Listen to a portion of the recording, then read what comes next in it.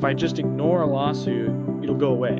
That is not true. If you ignore a lawsuit, it's going to come back to bite you in the butt in the future. If you ignore a lawsuit, here are some of the consequences that could happen. After a certain amount of time, usually somewhere between 14 to 30 days, if you ignore the lawsuit, then the person suing you can actually file what's called a motion for default judgment. And if the court grants that motion, then that means there's a default judgment in your case. And with a default judgment, debt collectors and banks can actually garnish your wages, which means they can take up to 25% of your monthly income, and that'll just come directly out of your paycheck. They'll contact your employer and they'll just take your money directly from your paycheck. Another consequence you may see is your bank account can be frozen. In some situations, debt collectors can actually literally take money directly from your bank account, depending on how much is there. And there are certain laws that they have to abide by as far as the amount that they can take out goes.